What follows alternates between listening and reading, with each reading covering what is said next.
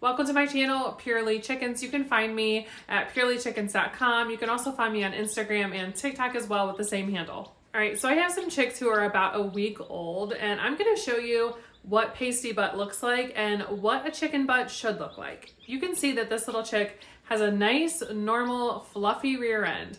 The little pink thing is her vent. That's where the poop comes out. That's normal. And this chick here is not so normal. There's an accumulation of poop on her back end, and although right now it's not causing much harm, if it keeps accumulating, this could really be detrimental to the chick. When you have baby chicks in your home, it's important that you're checking for pasty butt every single day. It can happen pretty quickly, and it's important to get it off as soon as you notice it. The most common cause of pasty butt is stress, and a lot of things can cause a baby chick to be stressed out. Just the simple move from wherever they came from to your home is stressful for them. Lack of food or water, pecking order in the brooder can be pretty stressful. So if you have a chick who's a little bit weaker or some chicks who are bullies, that can cause pasty butt. Lack of space. So we want to make sure that we're giving them as much space as possible. I like to do like about a square foot per chick at least in the brooder. A dirty area, so we're going to keep it real clean. If they're too hot or too cold, this can also be a really common cause of pasty butt. So I see a lot of people that use heat lamps, getting their chicks too warm, and they end up with pasty butt. Shipping and traveling to your home. So if you get your chicks shipped to you, that shipping process is pretty stressful for them. Rough handling. So if you are grabbing at them all the time, or maybe your children are not handling them with kind hands, that can be pretty stressful for them. Illness is also a cause of pasty butt, but not usually the first thing that I look for because it's usually more caused by stress. And if you're feeding them food that's not appropriate for baby chicks, that can be a problem as well. So you want to make sure you're looking for chick crumble. When they're 0 to 8 weeks, they need chick starter. And from 8 weeks to 18 weeks, they need chick grower.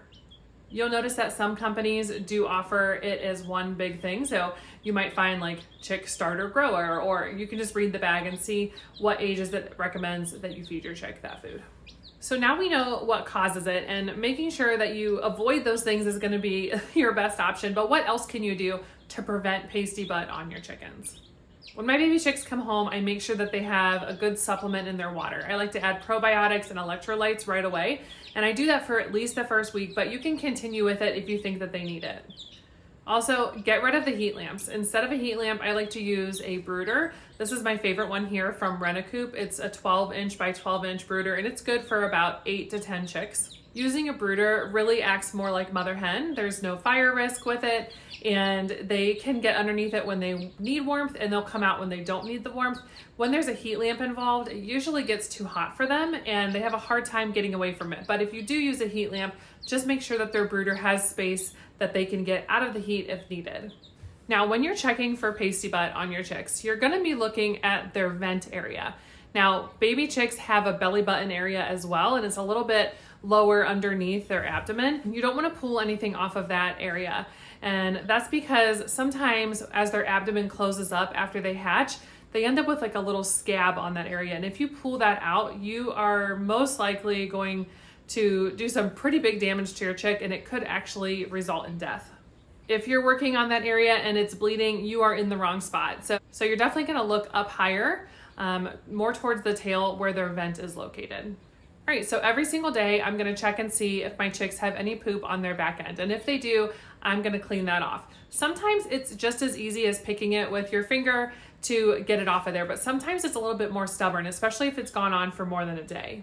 The first thing I'm gonna do is make sure that I'm in a room that is nice and warm. I'm not gonna be doing this outside in the garage or in the basement where it might be a little bit more chilly, because we don't want the baby chicks to get chilled.